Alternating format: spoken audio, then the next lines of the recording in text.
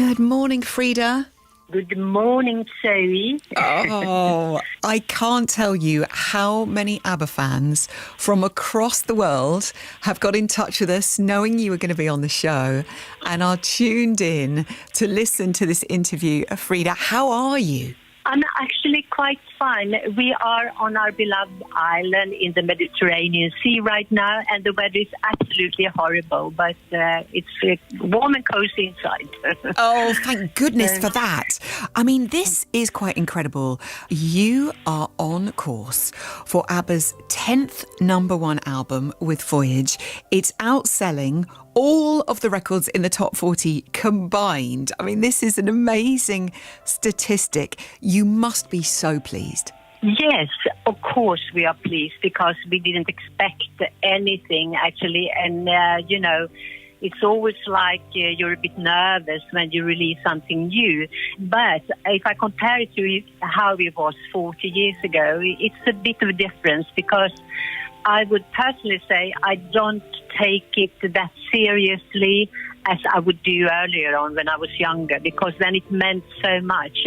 But as Benny said in an earlier interview, we don't have to prove anything, so we have just done it for the fun of it, and that's a good feeling actually. And then when people like it, that they seem to do, then of course it's wonderful. Oh yes, and they most definitely love it, I would say. It's not even like it, they love it. So did it take you very long to decide that you wanted to work with ABBA again? What was the deciding factor? We have never stopped kind of working together because we have had meetings concerning different things over the years, and we've always stayed in touch more or less over the years as well. And when this idea with the ABBA Digital, or the avatars as they called, it came up, then Benny suggested that we maybe should have a couple of new songs on that show. So that's how it started, and it was with anticipation. I went to Sweden into the studio to meet with the others because it's always fun to work together with them. So that was the feeling I had. I mean, comfortable, a little bit tense maybe, but we also decided on if it doesn't go well, then we don't have to release it. So how was it when you both started singing again, you and Agneta, when you have your voices together in that studio?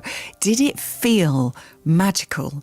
It's always magical to sing together with Agneta because we have something special, as you know, not only voice-wise, but also as friends.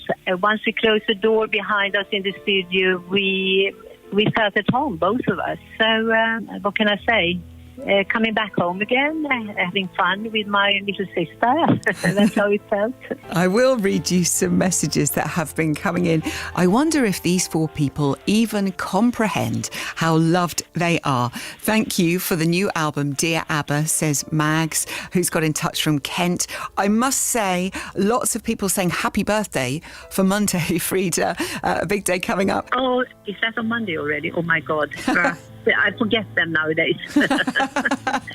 Konstantinos sending a happy birthday love, as is KG, as is Sean Williams. Shall we play the new single, Frida? Let's play Just an Ocean, and then we'll talk more with Frida from ABBA. Frida is with us from ABBA, Just an Ocean, the new single. So many people getting in touch, loving having Frida on the show today.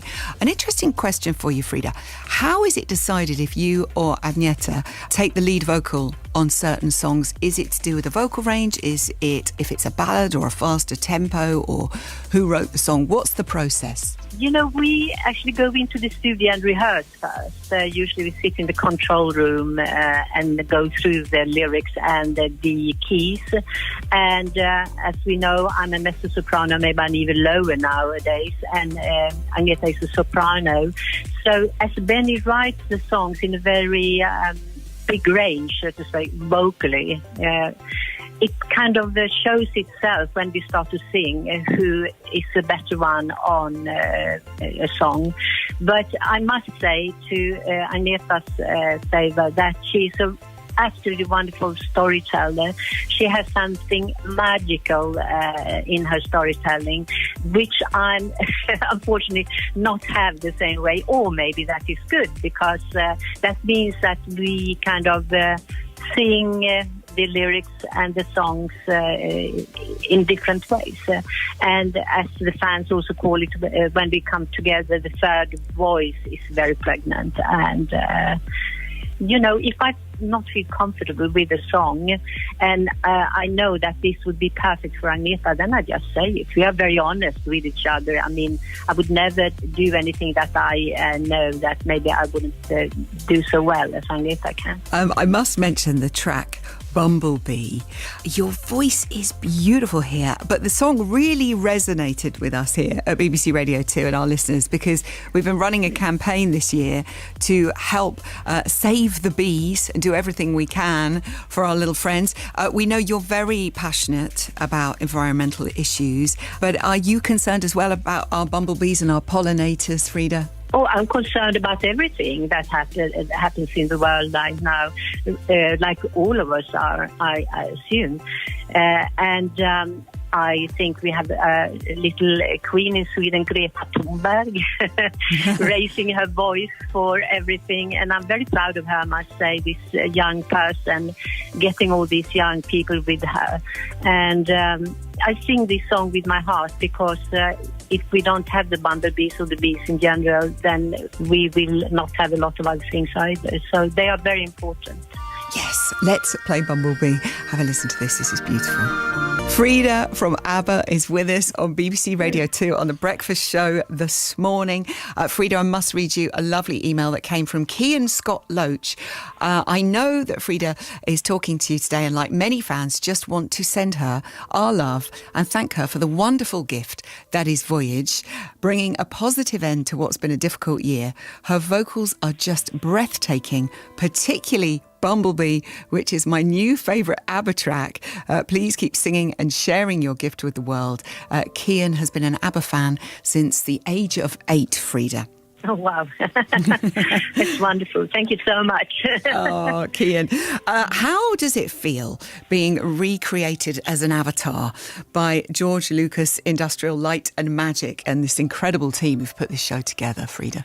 It feels very, very good, because of the fact that all the people working with us on this project are such wonderful and creative people.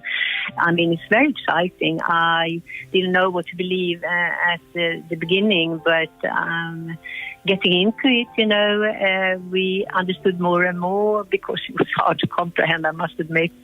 But now we see some of the results, and I'm very excited about the whole thing. What can people expect to see next year when it opens? I actually wouldn't like to talk about that. They have to go there and see for themselves. Because, as I said before, it's quite difficult to explain what it is. So, they just have to keep their eyes and ears and minds open and take it in. And then I'm sure we will have a lot of comments about that when it happens. Oh, I know. There was a rush for tickets. We can't wait. In the story of ABBA, Frida, how much of a role has the UK played, would you say? Oh, UK has been very, very important for us. I think we also, in a way, we have a strong bond with the UK that maybe we don't have with any other country in the world, as we've been there so much, as we've done so much. And so I even lived there for some years, and I'm sure you know that Bjorn did as well. So I have a strong bond to England, to UK, and especially to Henley-on-Thames, where I stayed for some years. And also there I met the man I live together now, been together with for 14 years. So I call him my bloody Englishman. And so that's how my life had turned to be. Strong bonds connection with the UK. And you came to the UK's attention by winning Eurovision in Brighton. Do you still follow Eurovision? Do you watch? I'm sorry to say no, I don't. I'm not so interested, because it has changed so much over the years. And it's not what it was at that time. Now it's more like a show. It's very technical, and there are some good songs coming out of it, but I cannot say I'm a fan of Eurovision. Maybe I shouldn't say it, but I do it anyway. Okay. Frida, it's been made clear that Voyage and the stage show are the very last actions of ABBA. That's it. There'll be nothing more after this. How would you like ABBA to be remembered? To answer to what you first said, I have learned to say never to say never, and I'm very surprised that Benny Björn, and I cannot remember that we have probably said it must be the last thing we do, because also thinking of our ages, we are not young any longer, and you never know. But I would say again, you never know, so don't be too sure. But to answer your other question, how we want to be remembered, I want the band to be remembered like a band who made people feel something in their hearts when they listen to our music. I want to be remembered as a member of the band who helped people, to give them comfort, that gave them happiness, that we were there for them. We did it for them and for ourselves also as well, of course. But I'm so happy that people are so touched by what we do, apart from some very sour critics, but we don't care about them. We don't care about them at all, Frida. Oh, Frida, I can't tell you how, just what a privilege it's been to talk to you today.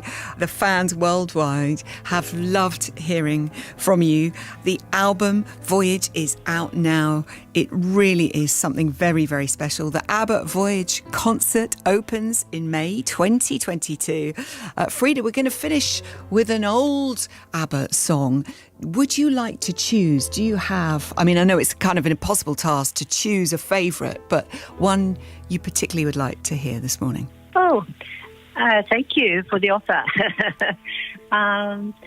Maybe we should choose, I know, I Let the Music Speak. I love that song. Frida, thank you so much. Take care and love to the band. Wonderful to speak to you.